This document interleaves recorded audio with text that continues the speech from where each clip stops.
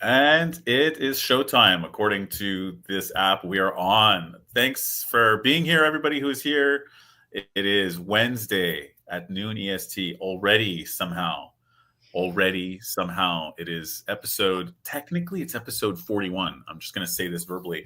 I put episode 38 twice because it was rescheduled. So I messed it up. So this is episode 41. You just did. Yeah. Yeah, I messed it up. I had to come clean. To be honest. But it was rescheduled last minute, 38. So we had two episode 38s, different ones, and they were both great. But now it's episode 40/really 41. Thank you for being here. Month-end sales panel. Quick disclaimer, we are not on LinkedIn or Facebook or whatever. We would love your comments, though. Everybody's comments have been super welcome and have been awesome. So please feel free to give us your questions, your thoughts, your anecdotes. We will read them out and keep your name out of it to maintain privacy, so you don't get in trouble while doing this at work, maybe, for Rec to Rex, no less. But thank you for being here. Month-end sales panel. Yay, let's get to our guests. Thank you for being here, guys, Shannon and Julie. Happy to be here. Shall we go around the room? Shall we go around the room? And we have one more guest coming, which was Marsha King, who you'll see down there. I believe she is on the way. I mean, she's at work, so presumably she just got held up in some sort of meeting or whatever, but she has her link and should be here soon. But let's get started, and then she can join, and we'll catch her up, and maybe we go around the room and say a little bit about ourselves before we dive in. And before we dive in, actually, with Marsha joining us, then you will be outnumbered. And I'm delighted. I was just saying to Shannon, this is fabulous to see an all-lady group in the sort of wrap-up sales, or what's going to happen with sales, and sort of from a leadership perspective, because that is lovely. From a lady perspective, love seeing sales at the table with ladies. Girl power. Let's go. That's how it is. Thank you, Shannon. So who are you, Shannon? Who am I? So I'm the founder and CEO of Recruition Talent Services, and we do executive search, talent advisory, and technology recruitment, really focusing on those kind of boutique, difficult placements, usually business critical roles. I've been doing this for about 12 years, and my focus and my heart has always lived on the sales side, and it wasn't until I founded my own company that I think I actually learned how to recruit. So I am the sort of delivery mechanism as well, which gave me a whole new appreciation for the challenges that we face in our industry. But I think that knowledge and that wisdom has helped me to become a better salesperson and more relatable to my clients as well about the plights of hiring in, oh my goodness, every single economic climate that we've seen in the last 6 years. So I'm excited to kind of deconstruct yet another pivot and another shift that we've seen in the market post-US election, and can't wait to get into it. So thanks for having me here today. Yeah, thanks for being here. You clearly have a lot more to say on this, I think, even than I do. So I'm stoked. I'm really stoked to hear that. For sure. Julie, do you want to hit it? And I feel very inadequate trying to follow that, Shannon, because one of the things whenever I talk to you is I always think, goodness, Shannon is the master at articulating any situation. So you are fabulous with your delivery, Shannon. So there you go, top of the class, A star, gold, whatever, for you. So I won't do anything quite as articulate as Shannon did, but so I am the founder of Raymond George Consultancy. So I place, and actually why we know you, at one point we were trying to sort of like put you in a job, weren't we, Shannon? Which is I think that's why you're actually so complimentary to me, is I feel like you've probably got something in your background. No, that's not the case at all. But no, I do not have an ulterior motive. But yes, that's how we knew and know each other, as we were trying to sort of wriggle you into something at one point. Anyhow, so yes, so we place candidates in the recruiting world in the UK, Canada, and the States, and talk to lovely people like Shannon on the sales side and the recruiting side. So as you, Shannon, with a small business, I have an appreciation of both. And know how difficult the recruiting side actually is compared to the sales side, which I think is a billion times easier. But that's probably because I'm a salesperson too. So I think that the folks who are not salesperson think that side is significantly harder. But that's an entire different conversation, which we could also go into today, because I think that that's not necessarily true. So that's who I am. There you go. Thanks, Julie. You know, it's You're funny you welcome. mentioned that. It's true. I feel like that's becoming a thing that I hear from people too. It's like that's how you know if you're a salesperson or a recruiter. Mostly is which side do you think is easy? Like, oh my god, recruiting's easy. I could never do sales. I'm just kind of like, well, I think sales is easy, man. Like recruiting's the hard part as far as I'm concerned. Same. But I No, won't same. say I that. don't know how they do it, and I'm like, oh, man, I need a delivery team. Yeah, Well, delivery good team all news. day long. I was going to say right place, right time, Shannon. So we can probably find you a delivery team. So there you go. Absolutely. There you go. This has just become an intake.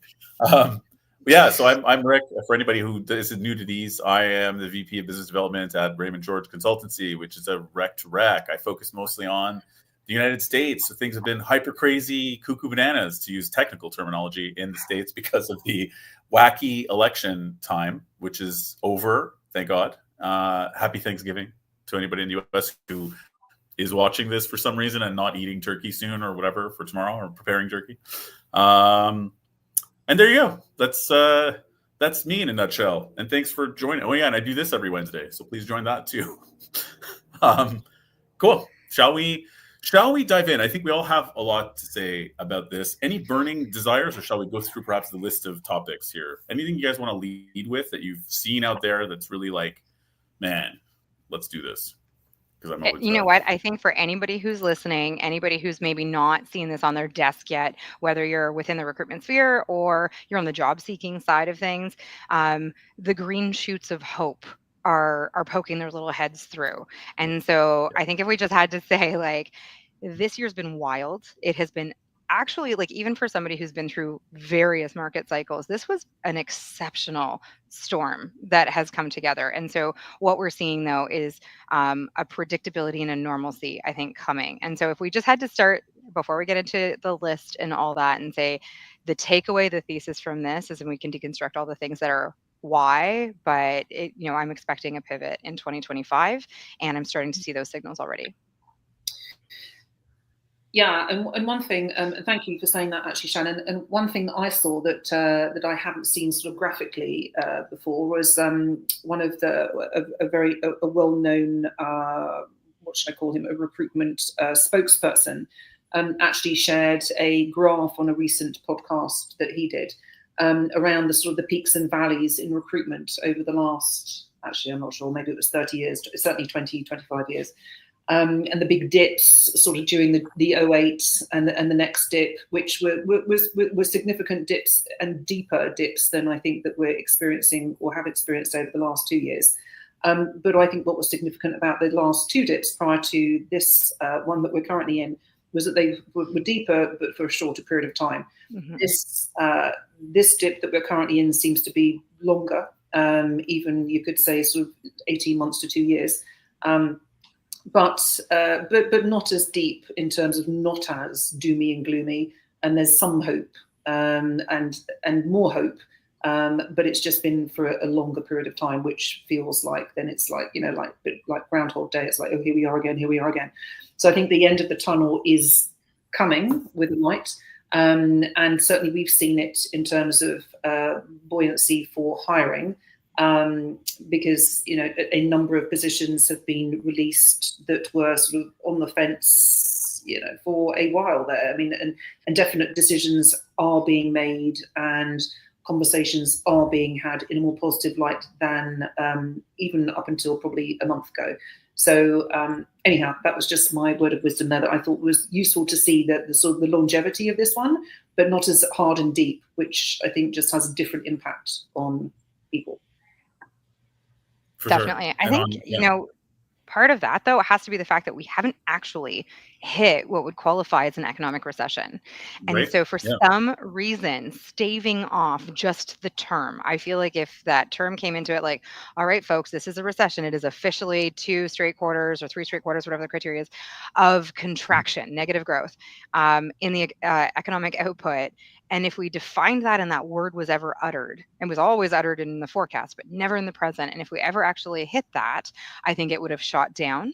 And I think everybody would have got into their defensive posture from a business planning perspective, but we didn't actually hit that. And so there was definitely some tepid, cautiously optimistic, business critical roles only, things like that that we saw. And that I'm not surprised then why we didn't tank. It didn't go as deep. And it was just instead this in longer term period of sort of suppressed hiring. And Rick, you were saying before we even went live here, there was so many reasons. I heard everything from interest rates, inflation, the US election, stock markets in China, you name it. There was things that were coming out that were like, this is the reason why nobody's hiring.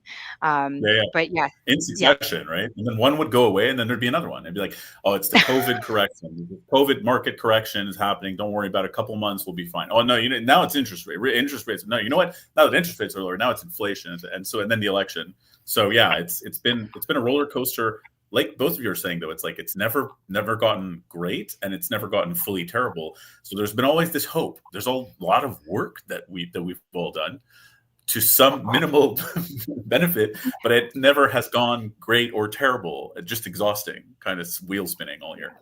Yeah, I think, but I also think it's around spirit, so whether we are or not factually, in terms of whatever the criteria is, Shannon, I don't know either, whether it's 2 or 3 quarters, whatever it is, but I think also it's emotionally. So it's around that. I think, yes, there's definitely people or situations which are difficult for sure.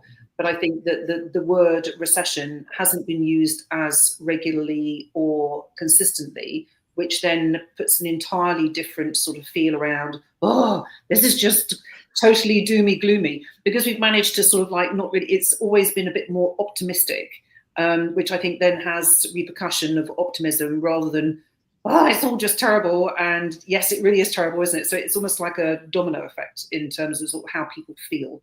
Yeah. Which helps.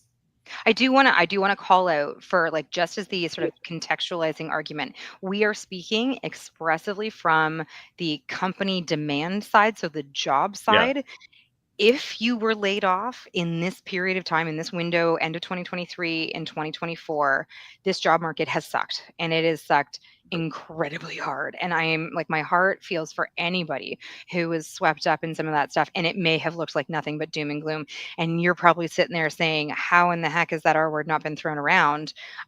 Because I have put out, I go onto Reddit and I see thousands of applications and I get handfuls of callbacks and so I recognize that. But I think from a net perspective, and we can talk about some of the conflating factors, or I guess aggravating factors that are often conflated with the job market health, and that is things like the noise of the market. We can talk about AI tools and how that's actually disrupting what are some of the traditional recruitment tools, and things like that we have to combat and maybe just pull back the curtain a little bit. But I do want to say everything that we're talking about here has been from a sales lens, from a demand lens with our clients. We're still getting job orders, not the volume, and the requirements are more stringent, but the jobs are still coming. It's not like you can't buy a job or a search, like we've seen in some really negative downturns where literally nobody was hiring at all. Yeah, absolutely. And I think that's a very valid point. Thanks for saying that, Shannon. Well, and that it merits then discussing even from that sales lens and what our clients are looking for. Not just that there are orders, but we were even just, Julie, you were pointing out before that just sheerly out of coincidence, this sales panel for the first time, if Marsha joins us anyway, will be a panel of women leaders in sales exclusively, which happens sheerly just by accident. And you were saying it's great to see and so on. And Shannon, you had some things to say too about how DEIB is evolving and programs coming and going. Maybe would you guys like to touch on that? How have you seen that evolve through this difficult market over the past year or so? Well, I think there's always functions of business that we view as sort of luxuries, and D&I was a luxury part of it when everybody was flying high and there was a lot of social issues in the public lens.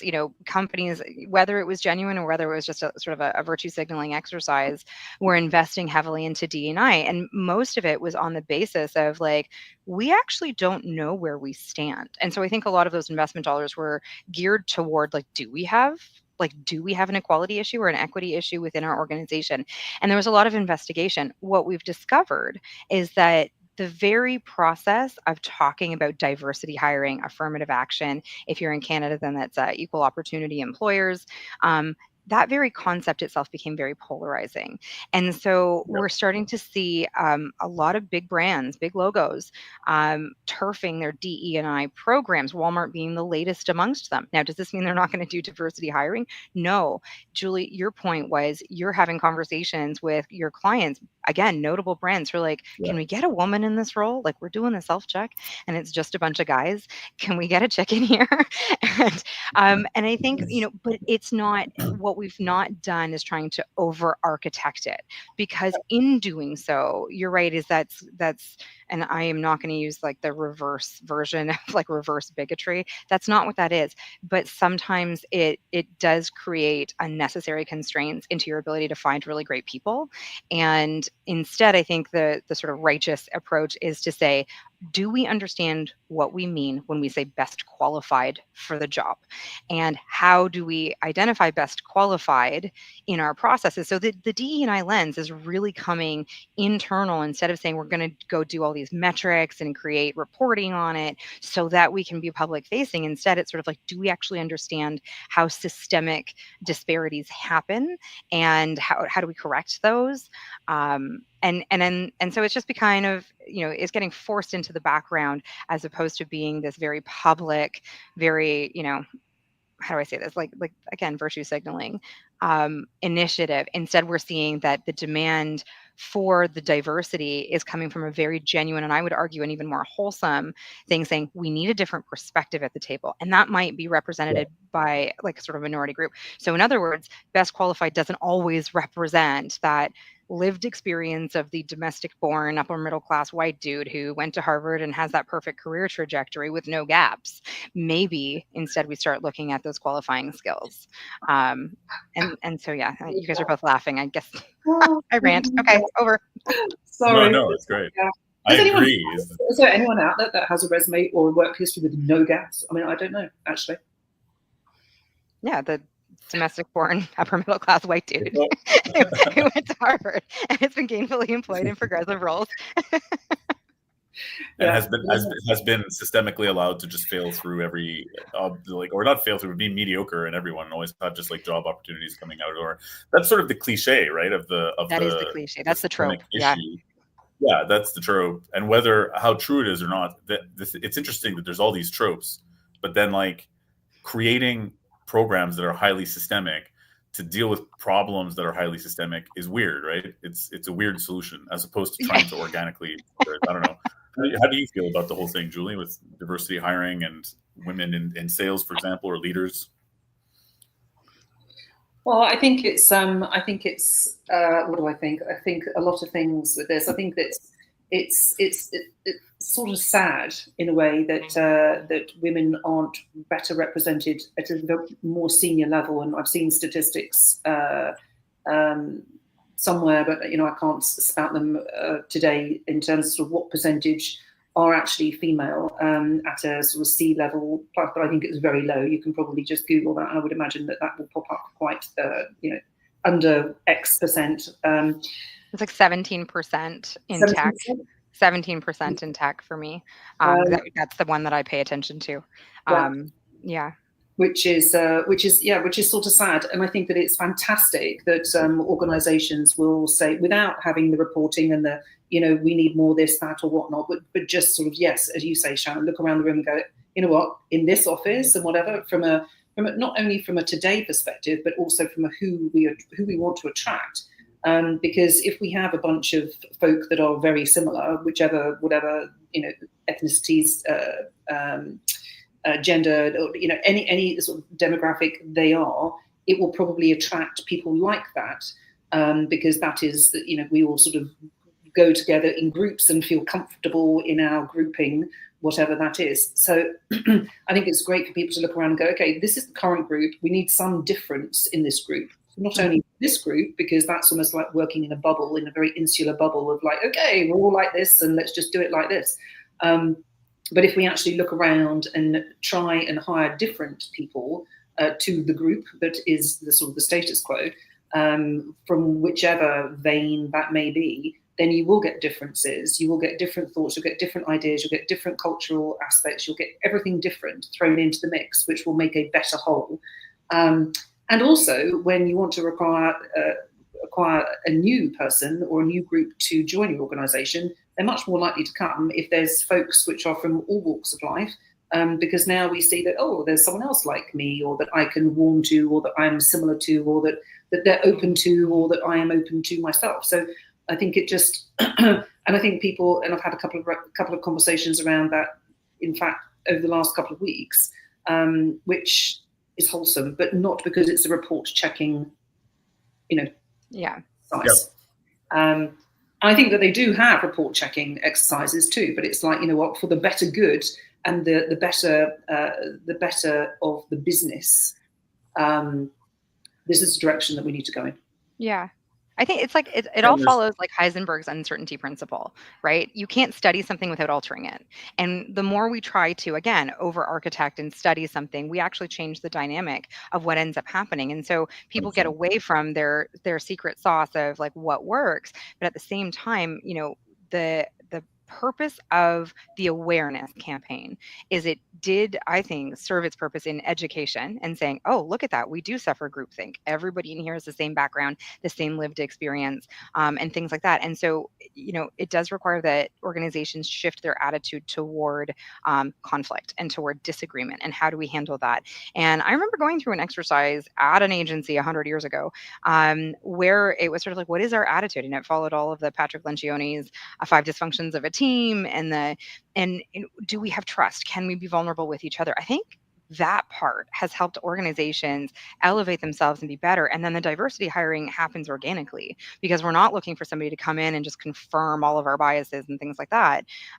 We're looking for somebody to come in and disagree with us, tell us where we're wrong, bring in a different perspective to the table, but do it in a healthy and constructive manner. Mm-hmm. I think maybe just to turn it back to the sales lens, because I could go down wax philosophical on that one too. From a sales perspective, it's not the selling feature that it used to be. I think that's the whole concept, is that the market appetite for D&I has shifted, that saying, I'm, as a female, staffing consultant in tech, I will be better at getting you female women so that you can virtue signal and wave your little flag and say, yay, look how progressive we are. That is not a selling feature anymore. And I think, what has been a differentiator for me, and we can talk a little bit more about strategies, about things that are, because, anytime the market picks up, it becomes, it's like real estate. When the real estate market's good, everybody's selling their house and trying to monetize. How many new minted real estate agents do we get every year? It's the same thing. People will flock back to staffing as a business, as a consideration when there's money to be made, and then we contract during down markets. But I think when it comes to the return to sort of good, wholesome recruitment practices is what is in demand. And that's because job marketing, and again, we'll talk about tools in the delivery side later, but the job marketing seemed to replace recruitment and the arsenal of tools that we have. Everybody was just post and pray, maybe even spray and pray, but there was just so much noise, so many volume of applicants, that everybody started to sound the same again. And instead, we're now going back to people who are like, hey, I have subject matter expertise in your particular domain. I can hold my own in a conversation in the things that are important to you. And that also means that I can get in front of people who are ignoring the craziness of that really loud sort of job marketing and over automated hiring principles that seems to have replaced it. So the demand now is to get back into do you understand my requirements? How are you going to construct a hunting plan, and how are you going to deliver? We're going back to sort of excellence and that sort of boutique side, which is great for someone like me, because I played in that space even through the volume. And it was sort of like, oh, I'm the slowest recruiter on the street. That's my claim to fame, but it's because I take my time.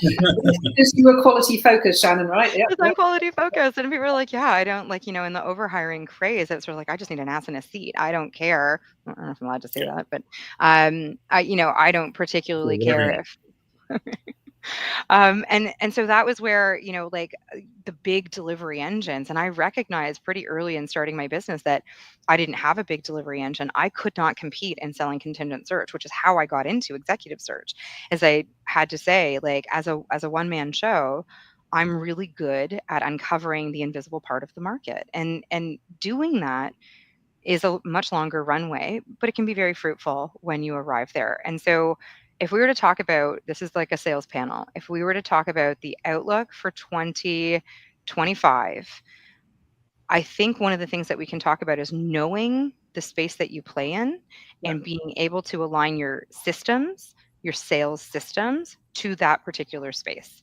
And the same goes on the delivery side on recruitment. You can't do post and pray for high-end business critical roles if because you're gonna get every aspirational candidate on earth. You have to carve out a hunting plan. You have to work that plan. You have to be strategic and cerebral about it. And so I don't know if you're comfortable, Rick, maybe pivoting over into what 2025 sales is going to look like, and then how it's changed since the more widespread adoption of the large language models. It's a huge topic of conversation in general. Like, so there's so many things in what you said there, Shannon, to expand upon. In terms of it's great. In terms of the current state of affairs and where is that going? Like, what are the potential outcomes? But one of the biggest ones that you mentioned, going back to what you're saying about the D&I, like using Heisenberg, for example, as a template for saying that obviously if you start measuring all the results and going by data, that's data based on how things are, which is absurd to try to use data based on how things are if you're talking about what's going to change them. So if you're like, should we get a different perspective? Let's see how things have been the whole time. That's not going to tell you what's going to happen if you take a risk. There has to be some risk tolerance to take a risk and do things differently to then gather new results, right? So a lot of these metrics, the systemic metrics that we have, are based on efficiency, quantity, you know what I mean? And getting stuff out. I think we need to have a much more, as an industry in recruitment, in sales specifically, and I feel like some people are pivoting toward this, much more tangible, qualitative metrics in what we're doing that also include the question, why are we even doing a certain metric per se? Because stuff changes so quickly. You can't put a metric into place for 12 months on email sequencing and how many email sequences you're going to get out when it becomes obsolete in the third month that you're doing it because everyone's pissed off. Pardon my language. And you and I were talking about this with Brian too. Like, okay, so AI can write your blogs. So now you could do infinite blogs. You could write 40 blogs a day. But why are you writing the blogs? The blogs are there to attract people to attract traffic to your website, for example, right? So it's like if you did 40 blogs a day of AI generated or assisted content, there's a tipping point where it's just noise and you just pissed everyone off. So I think that's kind of like having tools that let you find all the candidates today in 5 minutes, that let you reach out to all the candidates today in 5 minutes if you want, and everyone at some point will have access to all ththose tools. It's like a new zero ground again. They lose their specialness. They lose their edge. And we're almost there. I think we're almost. I had to jump in on that because it's like we're moving so much further forward that the differentiator now is sort of like the pre-technology skill set in recruitment. Yes. It's the being able to cultivate a network, work that network, and working a network and pipelining talent does not mean stacking your ATS with stagnant profiles because you have to assume everybody has the same tools, the same access, everything else. That is not a differentiator anymore. So it's like, why would people want to talk to you? Can you string a sentence together? Can you hold your own in that subject matter conversation? We're getting back to the people factor, which is great. Yes. And scary for all those people who have really worked on their technical skills and have just been rendered obsolete overnight by technology that can create and not just regurgitate. It's wild. I put up a blog last week, and I just got I don't know what the results are currently, actually. I could probably have a look in a second, but just in terms of sort of where do people feel that, and this is aimed at the recruiting market, where do people feel that they need to hone their skills or learn in order to stay relevant in the market of 2025 or beyond? And honestly, what I put on there was, as the choices were old school type of tactics, which were more humane around sort of engaging with others. Like, does someone to remain relevant and current have to really master the art of engaging with others? Because that is so simple, but is got lost in the noise. But that actually does make the difference, in my opinion, between someone that is very good at this job or not. So if you cannot engage with others, you are going to be dreadful in this job and should go and do something else. Honestly, if you are fantastic at this, you will be a top biller always and forever, and don't need the automation or technology that is surrounding you potentially, because the art form you've already cracked. So anyway, I just think that, to your point, that I think we are going back. It's a bit like flares, isn't it? So like flares came and went, but now they're back. Or maybe they're not. Actually, I need to ask someone that's fashionable to know whether they're actually back or not. But what's consistent there is the gene. So it's just the gene, which is having to be able to engage with candidates or people, which will enable you to sell, whether that's selling to a client or sell to a candidate, and which opens another sort of train of thought and conversation. When I say sell, what do I actually mean? And I don't mean sales, because I would not consider myself a salesperson and would hate the thought of someone thinking that I'm a salesperson. But what I am is a relationship builder, and I can build relationships with anybody if I choose to.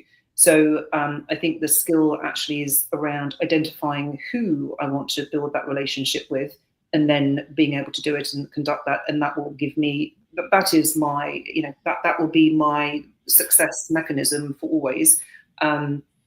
Throw in a couple of tools here and there, which would make it faster, maybe, great, or perhaps more efficient in some situations. But I think that's the point of all of this in terms of 2025. It's like, if you can hone that skill, and through, maybe going back to traditional headhunting as an example, so I can engage through making a phone call. So whether that's to a client or a candidate, I am masterful of engagement. I've got the oops to actually pick up the phone. I'm not going to do it on email or on LinkedIn, or I might try that first, maybe if I'm busy. But the actual high engagement is going to be when I'm picking up the phone, actually having a voice-to-voice, human-to-human conversation. That will be my success metric. So anyhow, I think I'm down a rabbit hole, but I think that's my view on what will happen in 2025. Yes, if you can hone skills in technology so that you can talk about them, you have to be able to talk about them, but you might be able to talk someone out of it rather than into it. And yes, they might be able to use you for that knowledge, or you might be able to use that in your day-to-day to make you faster and more productive. But the core skill has got to be the human part. For sure. Now more than ever. And it's funny, you mentioned that, Julie. It seemed, if I recall, the more popular option on there was technology skills. The most popular. Yes, it was, which I found, it actually was. Last time I looked at it. So, I mean, there was a small sample and there wasn't much in it, but I was surprised. But I think that why that's the answer is because people are caught up in it, right? So we're all talking about AI every day of the week and about technology every day of the week, that it's going to be like the answer to all of our problems. And it's not. I don't think it actually is at all. In fact, I think it's, as it uses the term noise, there's a lot of noise, which is actually just putting us off the scent, that will get us the results that we're looking for. And it sounds very. I was just going to say, also to your point, Shannon. So just to make my claim is, this is all from a recruitment perspective. So recruitment and sales perspective, nothing else, right? So in a different landscape, maybe it's the answer to everyone's prayers and dreams. Who knows? But all I know about is recruitment. Well, it's funny because Dan Pink wrote about this back in like 2011, and it was like, to sell is human.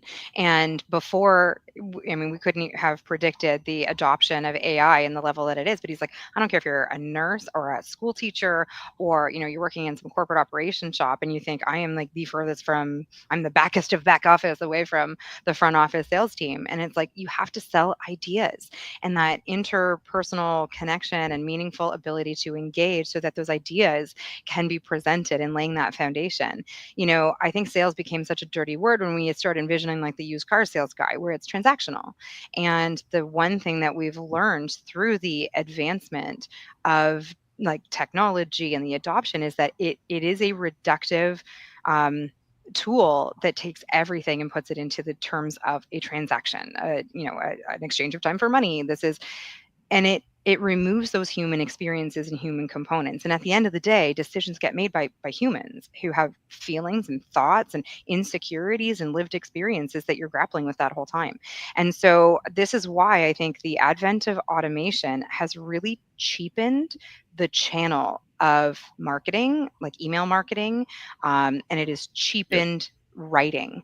And I hate to say that because there's great content that AI generates and it's thought provoking, but I don't need to be that's not how I'm providing value to my clients by coming up with an idea, sending that to them, because if they did a Google search, an AI assisted chat GPT conversation, they could get access to all that same wisdom. Yep. Yep. The differentiator now, how do you stand out in a crowd, is being able to pick up the phone. Now, here's where I hate that, is that it's not just being able to pick up the phone. It's being able to pick up the phone and put a thoughtful sentence together. Your manner, your presence, your everything carries weight. And I only know this because as a business owner, I have my cell phone number on my LinkedIn profile like an idiot. But I Yeah. get a lot of sales calls, and I get sales calls from everything from, RPO companies, to higher tech, to SEO. Oh my gosh, the SEO folks hate my website. Oh man, Shannon, it's pretty, but it's Oh not yeah, ranking on absolutely. Yeah. Google. Um, and I'm like, I know, and you know what? I don't care, because that's not a channel that's going to, because I'm never going to outspend Manpower or Michael Page or the big guys on Google on SEO. So if you're Googling, hey, I need a staffing company, I'm not going to rank you. I don't even know if I hit page one unless you actually have my name. And I don't care, because that is not how I originate business. Yeah. And so, when we talk about, falling into like staying relevant and getting there, being able to pick up the phone, instantly engage somebody. And do you know what you don't engage people by? So here's my secret sauce. Everybody who cares, the only people who want to talk about jobs and hiring is people looking for a job and recruiters. Yeah. Nobody else on earth wants to talk about jobs. You call Mr. For Hiring real. Manager, even if he's got a real live pain and he can't fill this role and he's frustrated as all heck. Yeah, he doesn't want to talk about jobs and hiring. He just gets so much noise on that. If you can instead say, I see what you're doing over there. And, like, let's talk about your tag. Let's talk about, it's subject matter conversations, which is how you engage people. And that is true on the sales side, and like the client side, and on the recruitment side. And so I think that, when we talk about what has going to change, is that the relevance of email has diminished. All electronic communication has been cheapened to the point that if you talk about the number of emails you have to send and the headwinds you're going to face, so used to be maybe you get 2% engagement, 5% engagement. I don't know what a good email campaign is. I've never done it really. You send 100 emails, you get 5 leads, you maybe convert one. Okay, fair. So naturally, sending 10,000 emails a month is probably the best way to go and make sure you have a steady stream of leads. I think the numbers now are like the conversion rates is like you have to send those 10,000 emails to get that same amount of conversions, like the 0.0001%, like the decimal has just moved. And, the email providers have caught wind to this as well. So Yeah. you've got headwinds as far as like in an effort to reduce traffic and spam and phishing, because the bad gets caught in with the good. It has just become an irrelevant channel and medium, I think. I don't know. I'd love to hear from, if there's anybody who's listening out there and who is having success with their email campaigns. Let's talk about what kind of staffing you did. To go back to an earlier point, is that what kind of staffing are you going for? Is it competitive, contingent, sort of commodity search? And is that where it's relevant, where somebody's like, yeah, okay, I'm going to give this to 10 firms and maybe you're going to get a hit rate? But for the type of sales that I do, I have to be very bespoke. And that is in all facets of my business. And that comes back to those human skills. It does not, it's just not going to work on a tech side. You can't automate that. It's funny, both of you guys brought up such amazing points, and I love this element of the conversation, which I feel like we've only touched on so far in these sales panels, which is what is actually good selling, what is selling, period. We have to almost go back to the egg, right? Because it's so many, the culture of selling has evolved so much and devolved so much. So many people are so cynical about it right now. Like you were saying, the car salesman thing, right? I think that the idea of focusing on a human approach has come out of fashion, because people think that means you're going to be car salesman. You're too salesy. People are allergic to it. And so to avoid that, they're cutting out the human element altogether. That's the Yeah. solution. Let's just cut out the human element altogether. Sell a value proposition, sell a product, sell on values, sell on problem solving, eliminate yourself altogether. I feel like there's been a lot of that, but it I think the is, you know, pendulum's going to I don't, return. it's throwing the baby out with the bathwater proverbially, right? Like you Yeah. know, you don't have to be shameless in your salesmanship in order, that's just bad salesmanship, but eliminating salesmanship and simply just presenting speeds and feeds has passed its tipping point. It's all just noise now, right? And that human element isn't going to be, it's gone. So I think people don't feel the value, but truly, I do believe that there is a huge value, like you're saying, Shannon and Julie, like you said before too, in being able to engage in conversation with somebody. And actually, the value, really, as a consultant, when we're working as an account manager for these clients in staffing, it's like you have a free person on your team in a way, if you Yeah. use it properly. If the client uses us properly for benchmarking information, they could ask us a million questions without us giving the farm away about anything confidential, just to get the information from us that they're not going to get from their own team because they're not searching for their competitors and so on. There's a lot of ways to leverage us as free consultants. That's just free, great, cheap labor, right? Because we're, you know, if you look at it as they're paying just for the candidate, I feel like that's reductive. What they're paying is the service of having us as consultants help them through the process of arriving at, you know. Well, that's the trusted advisor status that, you know, and I don't care if you're in-house recruiter, I don't care if you're an agency folks like us, you know, most of us here on this panel, but the trusted advisor status, if you're in sales and you're selling widgets, I don't care. It's sort of like, to be a trusted advisor to your clients is when what you say carries weight. You are not a process engineer. You are not just sitting there and making sure that, you know, boxes get ticked or keywords get optimized or whatever. Like, and that's, I think, what had happened and how we got to this state where job marketing and automation has replaced recruitment. Like, to recruit is to sell. It is a verb, and it involves the exact same process. And so it's funny, I keep a diagram above my desk so that I can have a look at any given point when I'm going too far down a rabbit hole on metrics that are irrelevant, vanity metrics. Oh, I made X number of dials today. And that is your very basic sales process is connect, inquire, propose, and deliver. That's it. So connect, you're adding credibility and authority. You're identifying who you are and what you're about. I love when I get reach outs from salespeople who are trying to hide the fact that they're trying to sell me something. I'm like, I'm not stupid. I'm a salesperson. I know what you're about. You know, so it's sort of like, hey, I assume you're an informed professional. I'm an informed professional. Here's where I'm at. And then when you have established that credibility and authority, you have the permission to ask questions, to inquire, to uncover pain points so that you can propose a solution. And then you actually sort of deliver and walk them through what is the actual evaluation process there. What I find particularly interesting in the reductive exercise of turning hiring into transactions, where we all seem to get pegged as resume readers instead of trusted advisors to the business, is that they forget that when you spend all day, every day, talking to candidates about their companies, about their mindset, about their particular accomplishments, expectations, salaries, you name it, the wealth of information is so valuable to companies. And yet recruiters are just sort of like, yeah, go sit over there. I'll tell you when I need you. And that trusted advisor status, that being able, and again, we go back to it's subject matter, it's all the stuff that we're exposed to. And if you view your role as being a transaction enabler, you know, yeah, you will continue to be a resume reader.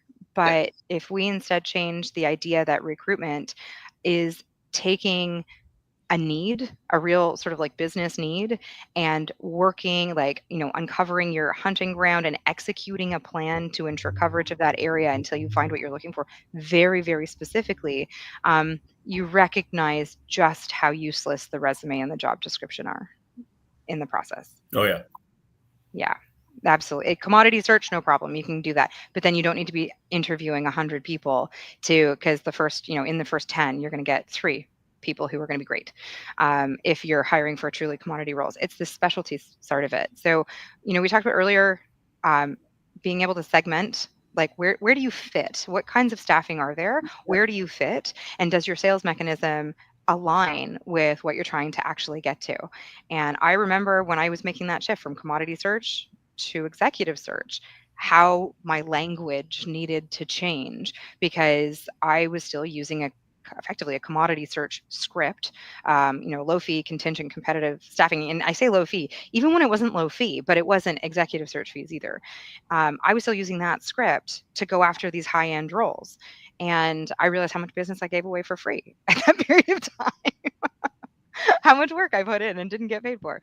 Um, yeah, so being able to position yourself in the marketplace, and identify what those needs are and work a sales cycle. And it has nothing to do with trying to force somebody who's unwilling into accidentally buying something they don't want. And that's what sales resistance really is that fear that if I say something wrong, I might accidentally commit to a contract that's going to be worth so much money and I'm going to get in trouble, because I don't want to have to sit there and think badly of myself to reject somebody. So the mindset that we approach our sales, is going to play a big factor into that. And just like I said, the cerebral part of it. Yep. I feel the need to apologise to all car salespeople, that we're putting in the car salesman thing. Yeah. There's an age-old stigma attached to this, isn't it? And as I use this often myself, honestly, Shannon, it's like, I'm not a used car sales guy, and it's like, actually, you know what? Last time I bought a car, they were very good.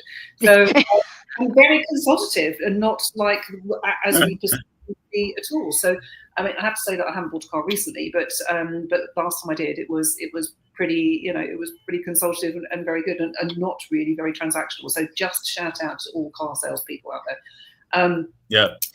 But just going back to your and you raised 50, Shannon, that we could talk about. But I think that what strikes me with a lot of what you're saying is the evolution that you have been through, from an understanding of where your space is. And I wonder, with folks that may or may not listen to this, and a lot of the audience, just generally the audience in staffing, that they're probably fairly junior or limited experience and may not even understand what you're talking about yet. Yeah. Haven't sort of lived and breathed it and just don't know, right? So it's that just struck me with what you're, and I don't know how to impart that type of knowledge to them without you sort of living and breathing it, because then you sort of get it. Yeah. So anyway, I just thought that was relevant to say, because a lot of folks in, I don't know the statistics around, average tenure in a staffing role, let's call it, and also sort of demographic, but oftentimes it's the not necessarily entry level, but it can be entry level and also second job, when you're entering into something because often, again, because you didn't know what else you wanted to be when you grew up, type of thing. So you start at often early 20s-ish, and then have made a decision whether this is your path, probably by 30.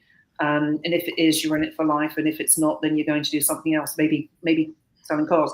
But it's, so I just think in terms of your growth and your journey, you're evolved through that and evolved through that. So it's difficult perhaps for someone that's not there yet to understand what you're saying. That's such an incredible point, because they always say there's no substitute for experience. And, in staffing especially, we have usually like the mountain of stupid. So that's when you think that you have just climbed the pinnacle of achievement, because you get into a shop, they have, pretty firm guardrails and guidelines on how to operate, and a process. And this is that commoditization of staffing and of search as a process. And you're doing commodity roles. And so you get the requirements, you do the most elegant intake you like, but you're still just going to go over to the LinkedIn advanced search and probably even bypass your own ATS system. Like all these like really terrible things. And you're going to get some guy who has like the most optimized LinkedIn profile. You call him, he answers because he is active, and you engage him and you make a placement. And that is like that entry level mountain of stupid. Like, this is the easiest license to print money I've ever had.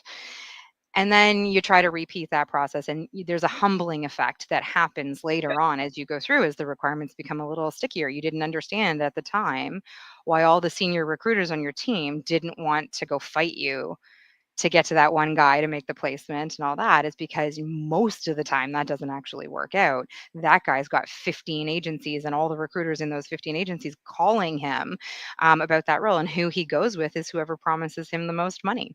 And then you get the professional candidates. And so, but you can't punish the next guy because you dealt with one of those. And so it's these lived experiences where it's difficult to qualify to people who are outside the industry all the ways in which humans do not follow predictable pathways when you're interacting with them, and that selling people on ideas, because every human is unique and you are trying to go through the filters of their experiences and belief systems and and things like that. So selling ideas isn't as cut and dry as you think it is, and that's why I also think there's a lot of bad advice. There's a lot of bad sales advice out there constructed by people like, I love Harvard Business Review. I think they're great, but they're academics. And when it comes to, they're putting together like those really great, like 5-paragraph essays and how information gets exchanged. So they want to come up with these like logical arguments on how to have your job search, how to ace an interview, how to sell, and they don't factor in the realities that in real time you don't get to front end all of your logical infallible objection overcoming, all of that stuff on the front end. And so this is where that is an acquired through experience to be able to navigate and think on your feet and have like a real life exchange in real time. And so when we talk about kind of growing into those roles, there is a recognition about all of the variability in working with people and not hawking widgets or used cars, since that's been the subject matter we talked about. On that, like how to sell a car. No, how to sell a car. Yeah, everybody knows what a car does. You have to educate anybody on what a car does. And that's where like the human component of selling, and I don't care if you're on the sales or the recruitment side, client or candidate development, but that's where it really comes down to understanding the dynamics of the professional service relationship. So when we talk about executive search versus commodity staffing, or specialty versus commodity, having a niche, all of those things, for anybody who's watching, we talk about the specialization because it's moving away from that transactional component. And as you get more adept in it, like after you've done a search and you've now spoken to, in the beginning of your career, like 50 people for a particular role, you know things about that job that you would otherwise never have exposure to. Yep. And that is what is a culmination and accumulation throughout your career. And it's funny, I'll stop talking really soon. I know I've been going on today, but I worked at an agency where we had 2 top billers, and they both billed like within $100,000 of each other, but all over $1 million. And this is in a split desk environment. These guys were exceptional. If you're watching, guys, you know who you are. I love you. But these 2 guys were exceptional billers, except that they had very different styles. So one person was, I'm going to call him like a bit of an older dog, like me. He'd been battle tested, and he did that. And he came in and he worked like 9 to 4, and he went home to his family, and he didn't think about work again. And he's billing like $1.1 million. And then the other guy had just enough energy to go for days. He was the Energizer bunny, but he was constantly on the phone, and he was not at all cerebral about it. He was just like that. I'm going to play the funnel game, the numbers game. And he would go in, he'd be sitting with his girlfriend on the couch at night, and he's sending out blast emails over LinkedIn, and he'd have his stack of calls lined up the next day, and he'd be psychodialing these people. He didn't waste a single second on anybody who wasn't going to be a fit for the role. And so, but you look at that and you go, they were within $100,000 of each other. They both make exceptional amounts of money, and they had very, very different styles. So there's more than one way to like skin a cat, to use a really, really old term. Yep. Yes. 100%. Yeah. And so, and I think that comes down to it is that there's not a right way or a wrong way to do it. But if you can be a little bit more cerebral about what are the actual factors for success, maybe you don't have to go put in that Energizer bunny effort. Once the library has been built in your brain, and then you can position yourself to fewer searches, higher fees, instead of having to deal with that incredible volume of transactional business. Yes, agreed. As like I you said, was just going to say, as one of Dave's points, that was a guest speaker a few sessions ago. He said actually it's volume and quality, so it's the right amount with the right quality that actually will get you the success. So a variable of each, but still you have to have both. Yeah. Yeah, you can be like the most And like white gloved experience that you like ever, but if you're doing one deal a year, that's not going to be enough. Even if yeah, it was the stickiest placement ever. but that's it. You guys both talked about bad advice. There is a lot of bad advice out there, and I think my pet peeves that I hear from people are when they give really reductive advice. So, Yeah. like you often hear, it's a numbers game. Just it's a numbers game. Like, it's not just a numbers game. If it was just a numbers game, it would be whoever sends the most emails makes the placement. That's not. It's not enough information to properly know what to value. And it's not just a quality game, right? You can't talk to 1,000 people to only get one candidate submission. It doesn't make any sense. It's not physically possible. So these are just like platitudes that people want to reduce it. And I feel like it's a means of avoiding talking about it because it's a bit nebulous. It's a gap in training, it's a gap in culture, it's a gap in conversation, and it's a gap in interpersonal trust. I feel like there's a very big lack of trust among humans in business, period, right now, where our culture is sort of that, right? Everyone's always on the defensive. And people come in based on fear, lack of trust, and FOMO, I find. There's a lot of fear of missing out. I'm going to miss out on something. I'm going to miss out on something you said. I need to talk to all the rec directs. I need to talk to all the candidates. I need to see everything. I need to decide. I need to know. One of my pet peeves is you need a candidate who knows what they want. You need a client who knows what they want. Yes, it helps if they don't come in and say, I'll do anything. Of course, that's helpful. But you also need someone who's going to listen to the advice, right? If someone comes in and they've decided without knowing, sometimes they don't know better, right? And it's like being able to push back on that. So again, all of these very reductive platitudes are not really reflective of the reality of doing this job. I don't think they're very helpful at all. I feel like they send people down the wrong paths sometimes for years. And then sometimes they just give up because they're like, I don't get this. I never figured this out, you know? Most of the Yeah, time they most. give up because people don't know how to work their metrics. That's why recruitment has such a high turnover rate. You have a whole bunch of people who have this expectation about what it's going to be like. And like, again, you go back and say, how do I take sort of my 10 to 15 years of wisdom and distill it into something consumable by you? Well, you can't. I can write your script. I can give you a call list and say, you're just going to have to go. But the bottom line is that the whole conversation cannot follow a script. You can lead it in a certain direction and maybe I can set expectations and all that. You still have to think on your feet and be able to handle that objection you'd never heard before. Also, Yeah. can we talk about the newest and I would argue greatest objection that I see universally, and it's a post-COVID phenomenon, is I'm in a meeting. I'm virtual, so I answered my phone. It's the fastest way to get somebody off the phone without actually having to address anything. It ends the conversation immediately. So I'm finding super executives are just saying, I'm in a meeting. Cause then there's this like, oh, okay, tell me when I can call you back. Yeah, in an hour. And then they're just never going to answer your phone call. And then you'd look like that desperate girlfriend doing the psycho dialing, right? That is the biggest, newest objection. That is a fallout of the COVID era and like working from home and working remotely. And flipping the script on that one has been the only thing that I have found that works. Is like I essentially call it out and go, okay, sure. Like, listen, take my number and call me back when you're free. And it's enough for them to go, what? But you're the salesperson. Like it's your job to call me. And it's like, yeah, but my time is important too. And then all of a sudden there's that we talked about credibility and authority. There's a little more authority that is lent to that. That is a redirect. So free tips, sales tips for anybody who's listening, is that is an authority grabbing dynamic change. Love that, Shannon. I've had that in the past. I wouldn't say it's post-COVID, but I have had it in the past. But maybe it's more prevalent since COVID. But I have to think like, why on earth are you answering the phone? I mean, I just think that's ridiculous. Like, why are you answering the phone during a meeting if that actually is true? It's like, but they're not either not in meetings, or the possibility is that, I'm on a meeting and the camera's off. And I think that's why it's more prevalent post-COVID, because people aren't sitting in boardrooms with their team answering phone calls. That doesn't happen unless they know the number. What's happening though is that people are answering calls while in meetings. And so I think there's like a truth to it. But they're answering calls in meetings because oftentimes you're doing, especially in large enterprise environments where it's death by meeting, and they're working remotely, it's cameras off, or even if the camera's on, they'll go pause their their feed for a minute, and then they'll answer a phone call, but then it's like, oh crap. But now that you know their number and they've just rejected you, you reduce yourself to that commodity status of every other salesperson on earth. Yeah. If you're like, okay, well, when can I call you back? So you have to do something to try and stand out and be different. And again, all of this is years of wisdom acquired from interacting with people on a psychological level. Love it. Love it.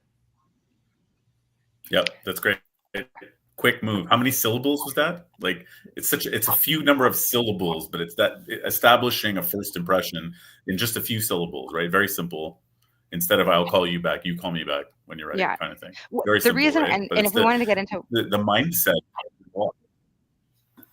The reason why that works, by the You know way, what I mean? like I didn't think I actually finished the thought on it, but the reason why that's effective Please. is it almost forces the conversation, because when you say, okay, that's fine, take my number and call me back when you're free, what it forces that person to do is give you their objection now. And then, actually, Shannon, what's this regarding?